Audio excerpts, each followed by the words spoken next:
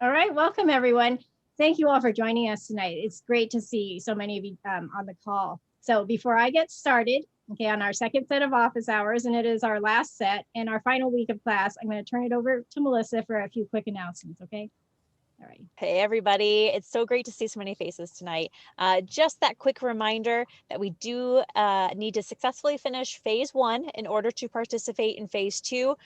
From what I understand, what I've seen in Blackboard and what I've heard from you all, it's going wonderful. You all are doing a great job. You're putting in the work, you're putting in the effort, and I'm really seeing a lot of light bulb moments, if you will. I'm seeing people start to see some clarity or to understand subjects that they might not have fully grasped before or didn't think they were very good at. And I love to see that kind of progress. When we get into phase 2, you'll continue to make that kind of progress in a much more focused sense, since you'll be immersed in it all day long. And then when you go home, you're gonna be thinking about it in such a positive way that you'll be eager to come back the next day. We will wear you out, but in the best of ways.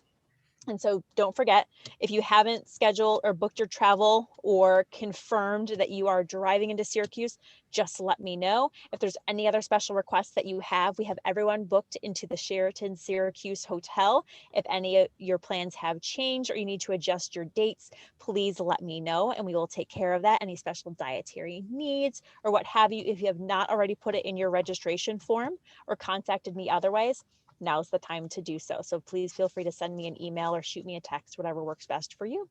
Thanks, Sandra. All right, thank you, Melissa. So as a friendly reminder, don't forget to get your business owner profile in tomorrow, okay? It goes, not tomorrow, Friday. It goes directly to Melissa. You don't need to CC me on that, all right? I'm good. Okay, so we have Jeremy with us, and I know that some of you may have to leave a little early. So what I'm going to do is I'm going to let him share his story again, because this time he has audio with video, and I want you to be able to see him because he's going to be with you guys during the residency. All right. I will not be. Okay. I only do the online portion. So it'll be good for you all to get to know him because he will be one of your mentors. And then you guys can ask him any questions that you like. I may cover a few things at the end, depending on what the questions are, but I want everyone to have a chance to get to know him a little bit better. Okay. All right. So Jeremy, go ahead and share your story with us again, and then we can open it up for questions. All right. Thank you. And everybody else, if you can mute your mic for just a few, like 10 minutes or so. Okay, well, thanks, Sandra and Melissa, for the introduction and having me back. My name is Jeremy. I'm actually located in Syracuse, so if anybody wants to come visit me when they're doing their little internship coming up, then you know, you're more than welcome to come visit me. I'm only about 5 minutes away from Syracuse. But long story short, I started a business when I got out of the military and college back in 2012. It's a service-based business, and we've serviced over 8,000 customers so far year to date. And I have about 15 employees, give or take. It fluctuates. And this week we just had a couple personal records for the company. We did 130,000 in the month of June, and we did $40,000 this last week. So business has been very challenging, and the hurdles, we overcome them every single day, and we just take it day by day. But if you're building your castle, your business, then that's how you do it. And eventually you'll be in a place you'll look back and surprise yourself where you can take yourself. And the military has really taught me how to kind of have that drive and the never quit attitude. And yeah. We do roof cleaning, just to let you know what business we do. We do exterior cleaning. So I discovered that it's much more than just cleaning a roof. It's customer relations, it's accounting, it's marketing is a big thing, and a lot of other things that kind of come with being a business owner. Oh. Super. Thank you, Jeremy. We have, let me see, we have two service-based businesses here, James and Sharon. Victor's, he's in the entertainment industry. So it's both a service and a product. So he's doing both. And then Patsy, you met last week with the retail, but she could do a whole lot more with that. A whole lot more. So Do you all have any specific questions for Jeremy right now?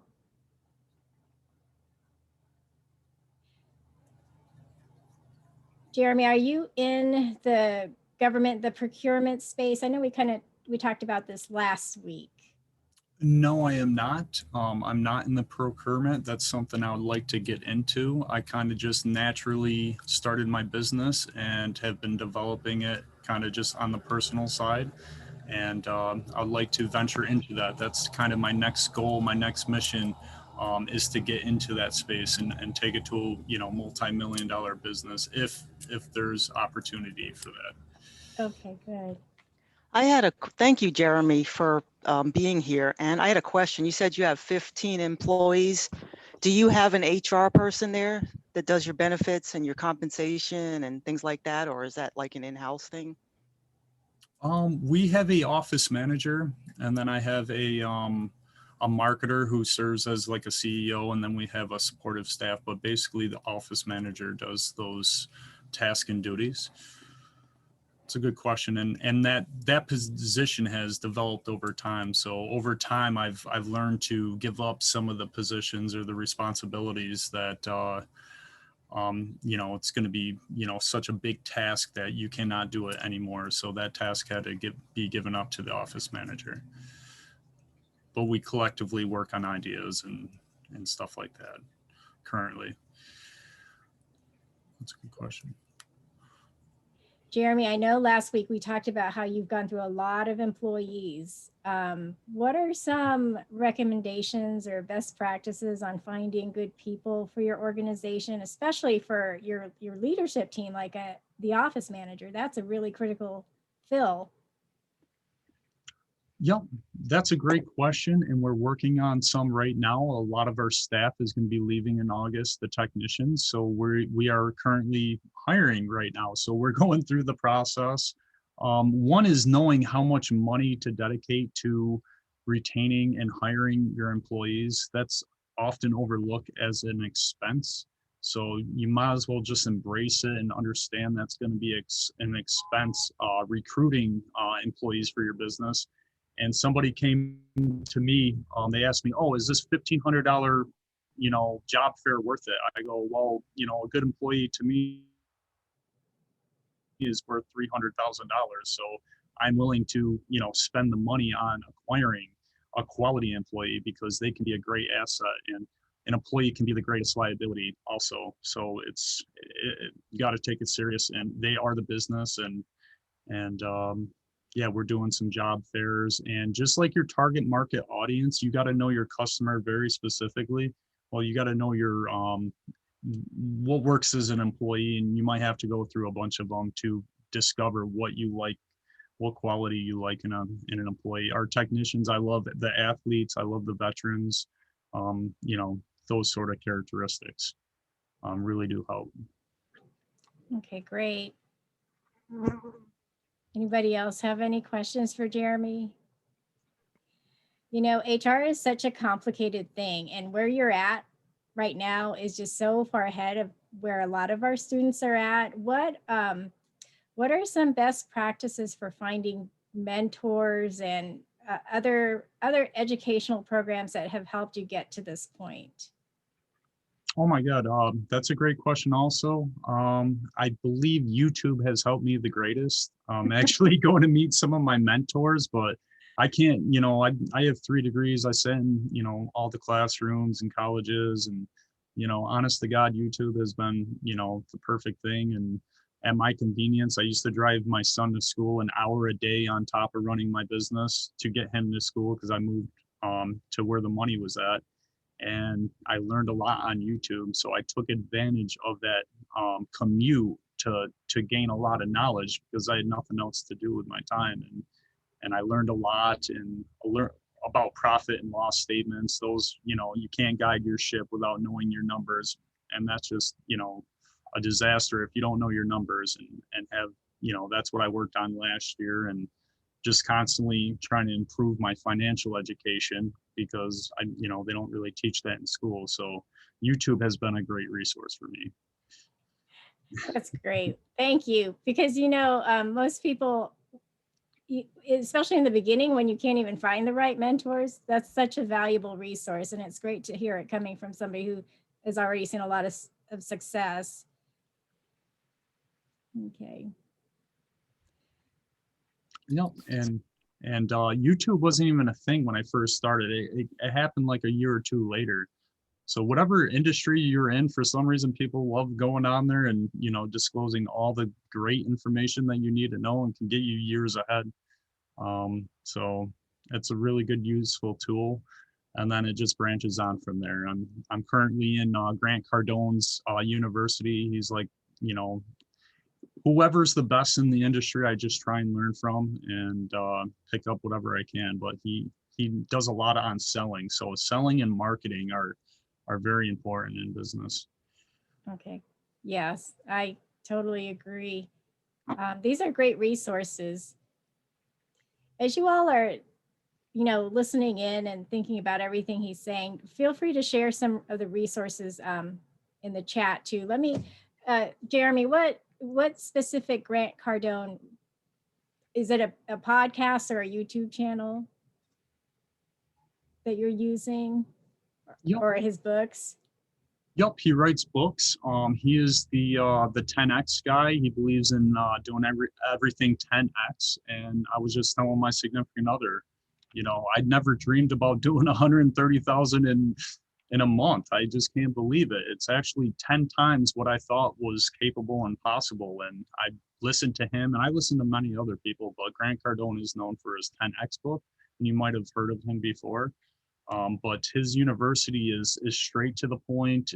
It's, you know, his readings are like 8 minutes long and his quizzes are short, but he gets right to the good information. And you know, selling and marketing, you can't do business without them, or you got to find someone who's actually good at those areas, because that's going to drive your business to high numbers. Okay, good. Very good. Thank you. Oh, Were you able to find other good mentors, either locally or, you know, remotely? Anybody that you had a lot of interaction with that could help you get to every next level, or, you know, some of the next steps? There's so many. so many. Absolutely. Your customers are going to be of great help. And depending on what industry you're in, you might be a cleaning business, you might be construction, you might be a consultant, but, you know, some of your customers, you know, this gentleman who owns a, you know, $100 million company, he makes me do weird things that's out of my comfort zone. And he grew me as a person. I don't know why he had faith in me to do those certain things, but there's certain people that push you, and your customers can be a great resource too. And he's helped me out a lot, that one homeowner. Wow, that's great to hear. That's almost kind of unusual, you know, that kind of relationship. So yeah. So what made you choose roof cleaning? Oh, okay. That's a good question. And I came up with a business idea, 2 or 3 of them every day for a couple years. And I did some roofing when I was in college. My dad was a roofer. I'm comfortable up on heights. But I saw an ad and I saw the value in it, and there wasn't there wasn't really anyone doing it in my area. So I saw an open market. I wanted to use Google Satellite because you can see roofs. I was in Army intelligence, so I read a lot of maps and stuff like that. So I saw value in being able to see everybody's house. Like, if you could do that, I'm like, okay, this is very useful. And I went to a job fair and I sold the service. I've never actually did it. And then I got a job and I had to perform, and it was a really rough experience. I used to clean roofs with broomsticks or brushes, and it was very laborious. It'd take me all day long, and for little money, I would misbid everything. I thought $150 was a lot of money, and then the education came in, and I actually started charging right. Now we got like super equipment to do it. We got like 7 crews, and I just saw the need. I came up with a business idea every single day, and most of them, wasn't profitable, or the need was not there. So I really looked at what could be scaled up or what needed, I guess. It was a lot of different factors, but that's a That's a good question. Yeah, it's a very good question. Jeremy, how did you find value, or how do you know what you offer of value to your customers? That was one of the homework assignments this past week. And that's something that you all are going to have to figure out because you're competing with a lot of other similar companies. That's a great question. I love it. The great thing about my service is, I was a roofer in the background. You can get your roof replaced for $20,000, or you can extend it another 5-6 years, having it clean, maintained, put some tar sealant on it. So I could see a way of saving people money, and a lot of people have a lot of nice houses and they want to increase the curb appeal. So those are the things that led me to do that. The saving cost effectiveness. That's great. How often do you have to clean your roof? I would recommend every 5 to 6 years if you have moss or mature landscaping. Okay, so you're going to get a lot of repeat customers. Yes, at first I did not see it. I spent a lot of money on marketing. I love marketing. It's a good way to spend money. And yeah, I didn't have repeat customers, but when they started coming in, it was a great it was a motivator. I couldn't believe it. I was just so surprised. Okay. Now they're coming back. Because you can do more than houses, because we have a shed in our backyard and there's other things. Too bad you don't have a location here in Oklahoma. But anyway, that's what I'm getting at. Darn it. Super. So is it seasonal? Because you get some heavy weather up there in Syracuse. I'm a New Yorker too, so, but not that far north. I'm a Southern New Yorker. but I know you get some weather up there. So can you go full throttle all year, or, I mean, do you shut it down during the dark months or something? Oh, that's a great question. It was terribly hard. My first year, I actually snowblowed driveways, and I lived in the snowiest city in probably America. It snowed every single day. I would get up 5 in the morning. So I had to adapt and overcome. I would never accept defeat, and I never once thought I was going to fail, and I was broke for about 5 winters. I had to do whatever I could, and I found out snow and ice dam removal on roofs is very profitable. So we've actually had a couple $100,000 months in the winter time. So I'm currently trying to fill in that in between season, like in December, and I think we might do some Christmas lights. But you set off to do one thing, and then you're going to have to do other things to kind of, if something's seasonal or you have a dry period, it's definitely good to have maybe, we have like 10 services, 3 of them do the most of the revenue. And then we have little add-ons that help, like deck cleaning and stuff. But it's very important if you're selling a product or anything to have some other things too. That's a good question. Very good. Very good. So that's a great way to risk your, or to mitigate your risk for seasonality and sales. I know you all are experiencing that. I forgot what I was going to ask you, Jeremy. Did you find that after you went into business and you started making some money that other people were copying what you were doing? Oh my God. What a terrible question you asked, Sandra. So I've been copied like 20 times. There are now like 60 roof cleaners. I've had my best friend, I was in his wedding. He copied my business. I don't talk to him, but I've had my secretary steal my business ideas, go start another one. I've been in legal lawsuits. I mean, when I first started my name, there was a roof cleaning CNY, and I was CNY roof cleaning.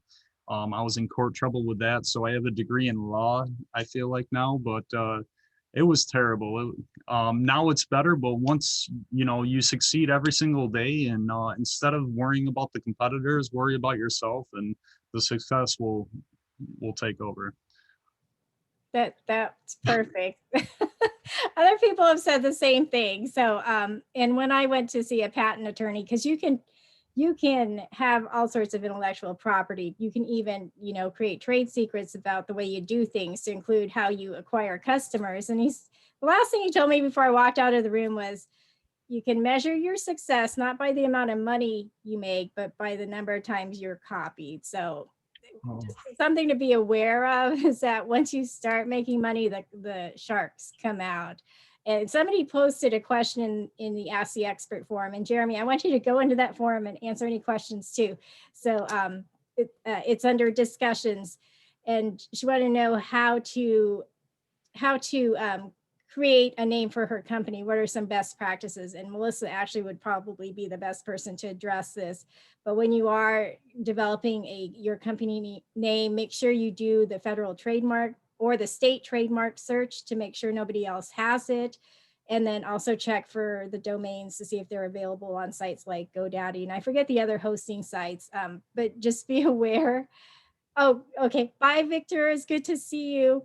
Okay, just be aware that like once you start looking for those names on GoDaddy, they'll start to increase the price every time you check it because now they know that somebody wants it. So anyway, I just And wanted that's something to sorry, Sandra, I'm in the car, but to double up on that, that's a great reminder to think about what are other ways someone could phrase the name of your business when you're picking up a domain or something along those lines. So for example, I am an entrepreneur as well and have a business, and I purchased the domains for I think about 8 different URLs that are very similar to my business name, and they don't work, but I will continue to own them as long as I can, just so that a competitor doesn't come around. So they couldn't have my same website with a different ending. So you could be .com, or .org is usually reserved for nonprofits, but there's .net, there's anything random nowadays. I've seen .coffee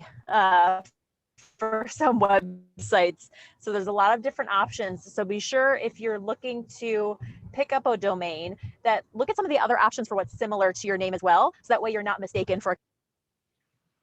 Yeah, so that was great what she just said. And when I was developing a different business, he's an SEO expert, all that Google stuff. He actually like told me what domains and the extensions to get. So I ended up buying all of them. So for some of you, like especially James and Sharon, because you're really selling yourselves, I would even get the personal one, like SharonReyes.com, whatever. Same thing for you, James, since you do financial planning.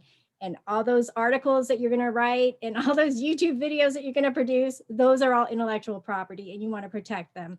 Once you put it on the web and you put the whole copyright symbol after it, because Jeremy, you're probably going to do the same thing. You'll be doing some sort of, public speaking, motivational speaking type stuff. You want to protect that intellectual property. Just put the copyright symbol and the year and however you're going to trademark it, either your personal name or your company name or your DBA. Okay. All right. Super. This is a great conversation. Okay. What other questions do you guys have for Jeremy? I'm thinking along the lines of homework because you just had to do it, but you can ask him anything. Okay. And if nobody has anything right now, Jeremy, talk about leveraging your network. Like, how did you identify the gaps in your team and figure out how you're going to fix all that? okay. How I leverage my family and friends. A lot of my college friends really helped me out in the beginning, and my stepfather helped me out too. And that was a great question. I was reading up on that, social leveraging. And I went through pretty much everybody who could help me in any way, shape, or form. I just did that naturally. And, I was reaching out for any type of help. But yeah, every single person might be able to add, maybe it's a lead, maybe it's, they can help you with, reviews or overlooking something. But yeah, those are the first people that you go to, and you want to continue to build that out with maybe some weekly networking locally or wherever you're doing, or probably on a YouTube platform, possibly if you guys are doing businesses of yourself, basically. So I really did do a lot of leveraging of my family and friends, and eventually just went on to people who I met professionally or hired them, and they got their friends. I hired one college athlete, and then he got me a bunch of other college champion athletes, and it worked out great. And yeah, definitely leveraging. And I'll throw him some money, $300-500 if someone gets me, or gets the business a high quality employee. Money is a very good tool for leveraging, and once you get the resources in, then you can get higher quality employees if that's what you're looking for. That's a great idea. I'm going to try that. It is really hard to find good team members, and you want to definitely use the ones who are already, on your team or that you already know well. Okay, that's great. Anybody have any other questions? Oh, I got a question. Oh, yeah, I was wondering, I talked to Patsy last class. James or Sharon, do they want to discuss or share anything? Maybe I can, or, what they are doing for their own businesses. You said they were business owners themselves. Would you guys share? Oh.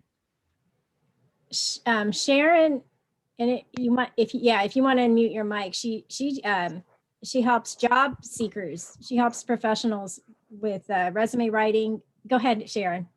I'm not currently a business owner. I'm a civil servant and HR manager, and I'm the goal business is to provide transitional assistance, specifically career development to veterans, referral services, assistance getting into with navigating college, uh,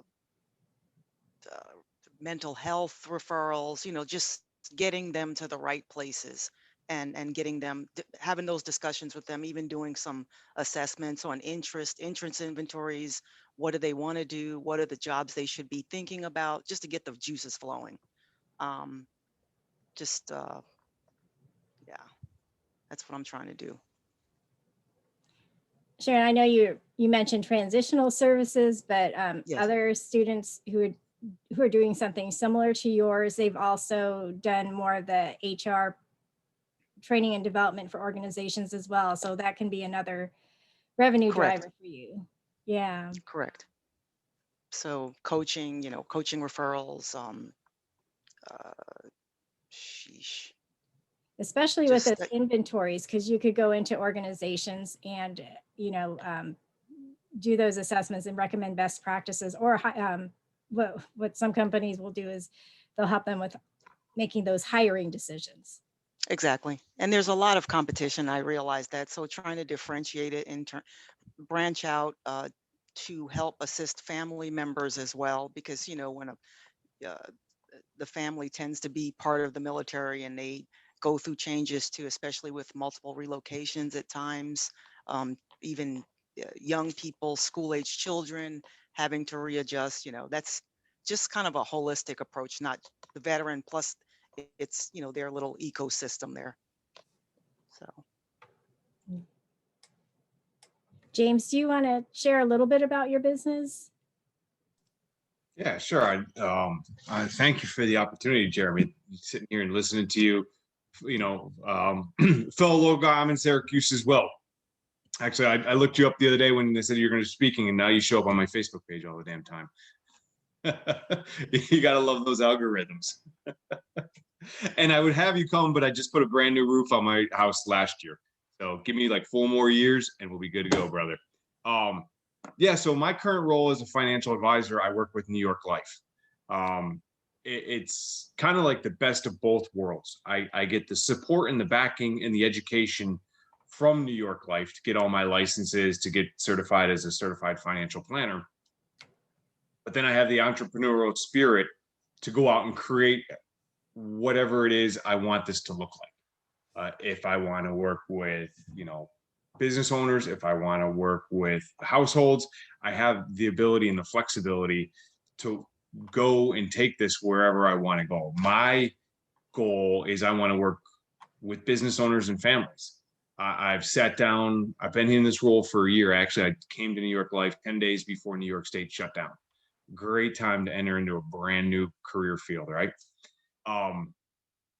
Families are tough. It's trying to get them, especially after a pandemic, to recognize the value of life insurance and investing, given the economic situation.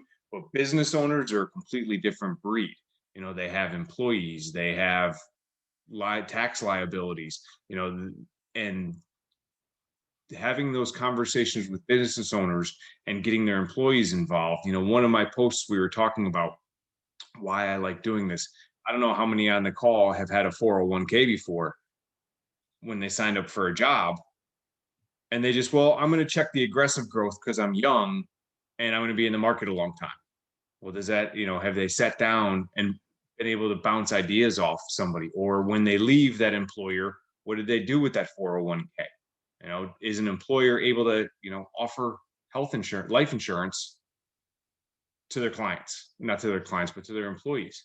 What does that look like? Is it a term plan? Is it an employee whole life plan that actually builds cash value for that employee? That I talk to business owners and they're like, we can do that. Yeah. Not only can we build an asset for this employee, but we can then, bring in their family as well and offer insurance to their family on a completely lower rating that they don't have to go through the majority of the health screening that if you were to do an individual plan would. So again, going back, I think I had the best of both worlds. I have the backing of New York Life. I can grow this however I see fit. And I can also go out and create a DBA or maybe an LLC. It's kind of, I'm thinking maybe like Seven Eagles Financial. I got to kind of work about Eagle because New York Life has an Eagle Financial something strategy. But Eagles are important to my family, and there's 7 of us in our family. But really, the sky's the limit and where I want to take it. But I think it all comes back to, all of us who have served because we served. We like helping people. We like leading. And what I love about this role is that I get to help people protect what matters most to them, whatever that may be.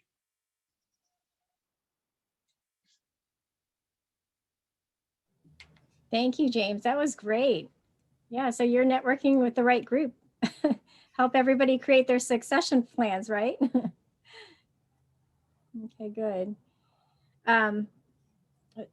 Darren, I don't know if you're able to unmute your mic. I just went through your website. It's excellent. So he's in IT services. And then I hope you all are familiar with Patsy's business. She does a nice blessed t-shirts, but she could do a lot. She could do a lot with this retail business. And I'm loving the energy. I can't wait to see everybody in a couple of weeks. So good evening, and all the enthusiasm and energy, and Jeremy for sharing your story of persistence and determination. So a real motivator and showing your experience, 9 years in the business and not giving up and continuing to find ways to grow your business is really very helpful. And Sandra, your feedback along the way has been awesome as well for us not to give up, as little as I may think it is. And that first week I was like, oh, I'm in the wrong business. I need to be doing something else. But your encouragement to push me higher, to dream bigger, it's been amazing. So I really want to give you this opportunity to thank you for those words of encouragement. So I'm sure you're doing that for all of us. And I just can't wait to see everybody in a couple of weeks. Oh, thank you, Patsy. I see you as a motivational coach someday. The t-shirts are like a swag thing, but yeah, I can see you doing professional development, maybe with Sharon, right? And then you guys will refer James to everybody, and you all just gonna follow Darren around because his website is awesome. He's already doing a lot of things, right, within the space, the procurement space. Yeah, I like to thank Jeremy as well. I know the feeling when it comes down to sitting down, thinking about multiple things where you can, become an entrepreneur. I've been down the road of, personal training, nutritional supplements. I wanted to open my own gym, all of those different things before I decided to just, focus on what I had been doing, which was, supporting the federal government and DOD, doing contracting things to show them how to, to save money. So, I kind of fell into that, and you can see from the website, we're pretty broad in terms of, what we support the federal and DoD with. So I started out doing what's called enterprise architecture, which, defined as the documentation and analysis of an enterprise in its current and future state as it relates to strategy, business, and technology. So a fancy way of just saying, every organization has a strategy, every organization has business processes. The problem is that they just don't have the technology that supports the business processes. So everything is not aligned. So in order to really, fulfill the strategy of an organization, they certainly need to have the appropriate business processes and the right technology supporting them. So, that's really the gist of my website and what I do in support of the federal government. So things are moving fine right now. We just went through developing some software that allows us to, to really help do those different things that I talked about. And those are the primary things that we're trying to get in place right now, which is that software, which is going to definitely enable us to, support the customer to meet their objectives. So with that being said, I'm looking forward to meeting everyone as well. I've had a family emergency, so I've been kind of out of the net for the last week or so, but I'm getting things situated, and I'll be back on track here over the next couple of days. Thank you, Darren. I'm really glad you could join us. I know that you are very busy right now. Since you're developing something proprietary, are you aware of the Small Business Innovation Research Grants? I would certainly like to talk to you more on that. Right now, I have several customers that are very excited about the software, and they're allowing us to utilize some of the funding that they've been providing us to customize it for their specific needs.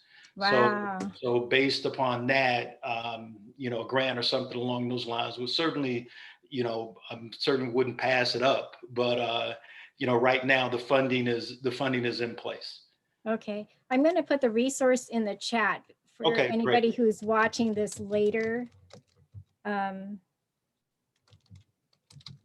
Okay, so for those of you who are developing something with like if you have a long R&D component, some of these grants may be helpful to you, and they have workshops all over the country, and you can go and actually pitch your idea to one of the different governmental agency program managers, and they can let you know if there's a need for that. So it doesn't hurt to look into it. There's Small Business Innovation Research Grants, and the other one, STTR, that one is you partner with the university to help you develop whatever it is that you're developing. Okay, it can be anything from software, medications, medical devices, a lot of DoD stuff, all that combat arms stuff that I'm not really all that familiar with, but like weapon systems, these are really good sources of funding. It's like America's biggest pot of funds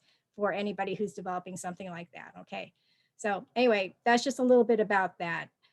We have about 20 minutes. I want to make sure that you guys get a chance to talk to Jeremy and get any of your questions answered, and I can fill in for anything else too. So we've got a good mix of businesses here, and even Melissa has a communications business. So she would be another great resource for you guys, okay, especially at the residency course.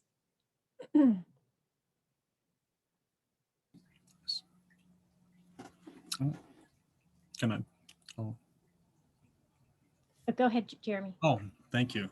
Yes, that's awesome. Hearing everything that you guys shared from Darren, Patsy, Sharon, and James. James, I'll probably be a customer of yours. I'm kind of looking for life insurance and some those things, financial guiding and planning. That's always in the mix. Financial education, and that's what's up. That's what's up. And business owners, what a wonderful customers. A lot of my customers are business owners also. So they have, the funding and the education background to understand the value of life insurance and those sort of things that you're selling. Yeah, and once you start making a lot of money, you gotta manage it, and you gotta plan, and that's the most important thing. And now it's all about asset protection. So once you built your business and it's valued, you got to cover that behind of yours, and make sure you're not liable in any way, shape, or form. And insurance is where you want to put the money. Now that's what I'm looking for too, is how can I get the best insurances so I don't get sued, or my personal property is very important. Thank you for sharing that, Jeremy. That's so important. And it's a really good lead into the bail team. So James, you're going to be an important person on other people's bail teams. What if you don't have a partner? Like what do you do? Like if something happens? That's a really, not everybody is going to have a partner, but what's that exit strategy for somebody who is just a solopreneur? Yeah, that can be a liability too. If you're by yourself, the biggest thing is, developing a team. If I break my leg tomorrow, I was on a bunch of dangerous roofs today helping the team out, and, I got my whole team to support me. But with that team comes a lot of overhead. So it comes with a lot of accounting language. Accounting is the language of business, and you got to know the numbers, and you can be lean and mean, or you can have a big team, and if you leave the picture for a week vacation at the end of the year, then you're going to still be making money. So I went that route, and both ways are perfectly fine. And some days you wish you went solo, and some days you wish you had a team. Depends on how much responsibility you want to take on. But since I was young and wanted to get to the top of the mountain as fast as I could, then I chose that route. It really depends on where you're at in your career. If I started my business now, I might just go lean and mean and generate enough funds where my main goal is to be financially free, basically. So that's the overall picture for me. Sorry about that, Jeremy. Oh my God, no problem. I clicked the audio button a little fast, apparently. Oh, you got a nice office. I thought your car was your office, you. and oh my God, that's most days it feels that way. It's, when you're done doing the mom taxi, you can hop back into the office. Amen to that. Amen to that. Kids are a great motivating factor too in business. I appreciate your comments about like where you want the business to be and where you are in your life right now in terms of your age, your, everything. Because I personally, and I've shared with Sandra and Melissa in my discussions and in my journaling and reflecting, I'm not looking to be a billionaire. That's not what I'm pursuing here at all. I have a great income. I'm winding down my federal government career, and I want to do something to give back. It's about the legacy. I'm going to talk to James about my money though. That's what I was worried that because I wasn't looking, and I don't know what's going to happen because I don't know everything, but that's not the vision, the grand vision for Sharon Reyes, to build this you know what I mean? I want a very personalized service, a passion project, maybe, something different, so I appreciate you saying that, and it was one of the discussions too, or the journals, like, when is the right time to start the business, and it is based on a lot of factors, kids and age and your finances, where you are, are you comfortable? And, so yeah, thanks. Oh my God, thank you.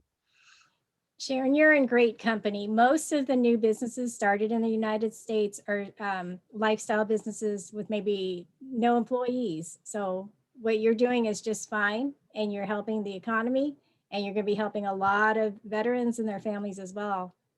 Okay, so there's no right or wrong as to what you want to do. For somebody like Jeremy, yeah, I can see his business being acquired someday. That's a great thing because he's creating jobs for veterans and just doing a lot overall for a lot of people. Okay, so it's what you'll figure it out as you go along, right, Jeremy? Oh my God, absolutely, Absolutely. And I appreciate those comments. And yeah, it helps me, speaking with you guys helps me. A lot of times I don't get the opportunity to speak with other business owners and hear different perspectives. Opens up my mind. A lot of times I'm in my close little circuited team. We're solving problems and stuff, but I really enjoyed hearing you guys speak and feedback and your perspectives. So appreciate that. And I appreciate you sharing that too, Jeremy, because I think that's exactly what we're looking for with this program. You all have started doing that, and you've done a great job with that with our discussions that you've been having in Blackboard so far, these conversations. And we're just going to take it to the next level when you're coming into the NVRC in a couple of weeks. And so it's just going to be able to continue to flourish and grow both within the participant group, but then also with the experts that are coming in, the instructors that are coming in, the peers that are coming in as well, who have been in your position or who have specific subject matter expertise to offer. And they are coming in for you. They want to be there. They want to share their information. So you can ask them anything. It can be about their business. It can be about whatever their specific subject matter is that they know about. It could be about life in general. For some of our IVMF staffers that will be coming in as well, they may not be entrepreneurs, but they have expertise in certain areas. And for the most part, they're all military connected somehow. So we could talk about shared experiences just within whatever branch you might be in, or whatever MOS you had, or whatever it might be. There's a lot of shared experiences that are going to be able to spark new ideas and spark new conversations. And that's what we're going for. Okay, super. Thank you. This is a great conversation. Y'all can keep it going with whatever you want to talk about. It's just fine. You're going to be together in the next few weeks. So yeah, that's awesome. And what I realize is, like, these experts and whoever's in their field, they probably solved a million problems. So that's where I see a lot of value in this networking is, an individual such as Sandra or you, Melissa, or you, Sharon, or James, you guys solve a lot of different problems, and there's a lot of value in that. And there's, you can learn an immense amount. And I see the value in it, having mentors or experts in the field, expert problem solvers, you can learn a lot from that. yeah, and that really is your role as the entrepreneur, is the problem solver. And I just want to mention that even if you go through this course with one idea, it's fine if you change it to something else. We've had a lot of students do that, and they've ended up becoming very successful with their new business idea, just because the planning process is the same. Okay, it's just different markets and different needs that you're trying to meet. Okay. All right, very good. This is so helpful, like hearing from all of you, because it helps me to understand your business more so I can give you more meaningful feedback. Like Patsy, I can see you developing, being a micro influencer, and advertisers are going to micro influencers. So just keep up whatever you're doing and whatever comes naturally for you, because then you'll be able to just be able to really start generating some sales. Okay. And Jeremy's a great example of that, starting off with the whole roofing thing. Okay, we have about 10 more minutes. Are there any other questions? Or if you want to share some great resources in the chat, and I will put this on Blackboard so everybody has access to it, especially for those of you who are watching the replay video. What do you, go ahead, Jeremy. Yep. So one thing that helped me was envisioning. So one time I sat down with my significant other and we envisioned checks coming through the mailbox every single day. And I swear to God on my life, well, before that, I needed a mentor. So we, did some little meditating thing.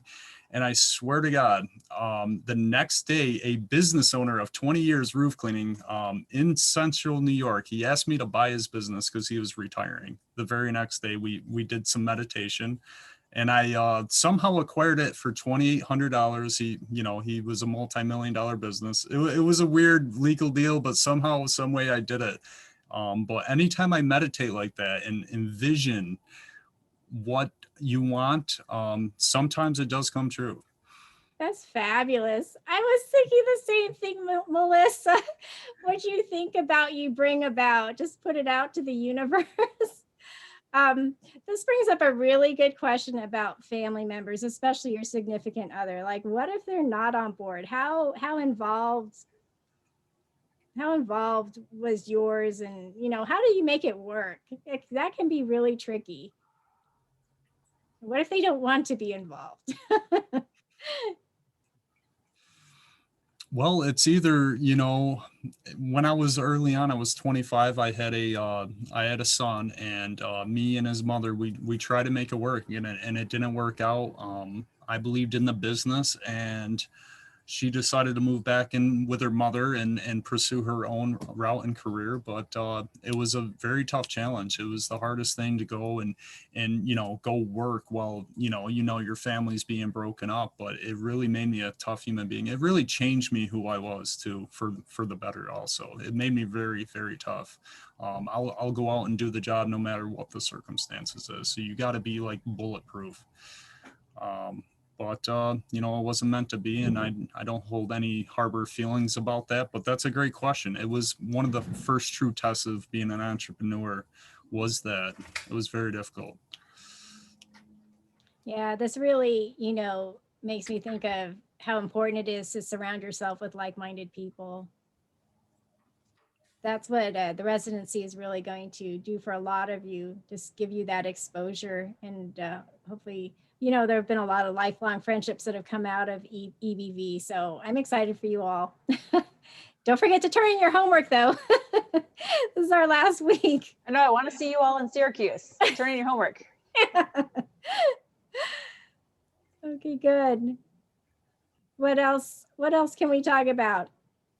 I think, and I just want to thank you for saying that too. Surround yourself with like-minded people, because even with friends and coworkers and people that you think that are close to you that, are very supportive, and you tell them something that you're thinking about, and they're like, oh no, why would you want to do that? And they try to discourage you along the way. And it's like, you have to discount that, right? And so being here with this group of veterans and the supporters and the networking that we're going to accomplish when we're there, and so it's so amazing, because everybody's brains are like going like 90 miles an hour to me. In my head, I'm visioning this, because I'm thinking, man, I was just talking to my son about selling insurance and starting a little side hustle. And it's just like so amazing, all these different things, and listening to James and Jeremy and Sharon. It's like, I have no idea which way to go, but at least we're starting here. And what a blessing and an opportunity for us to be in this forum, and to hear Jeremy, just to not give up, to just stay in there, whatever it is, taking that first step. And here we are. And that's something that we should all be able to pat ourselves on the back, salute, just be very thankful. I'm very thankful. I'm gonna use my I statement for this opportunity to learn and to grow. And yeah, I'm getting my homework done. Not have to worry, because I want to be there. I don't want to miss this opportunity, and I know we're all going to get it done. So I'm just really excited, and to be in a room on this video with like-minded entrepreneurs, veterans, all of us that have served and following our dreams. It's just that simple. And we want to make money too. All these millionaires in this room, just remember the little people till we get there. The money will follow, right, Jeremy? Absolutely. It's always character. And then once you got the good character over time, you go see James and he'll take care of you. It's so true. And I know Melissa could probably attest to this. Just you build your brand just starting with you, and you attract your customers and your team through that. And I'll tell you, that was something that was really hard for me to learn. I was a lifetime, corporate worker bee. I worked for professional sports organizations. I worked in the corporate world. I had a variety of jobs that led the conversation. So then when I shifted over to entrepreneurship, I was great at doing marketing and PR for these other organizations. And I had to relearn how to do it for myself.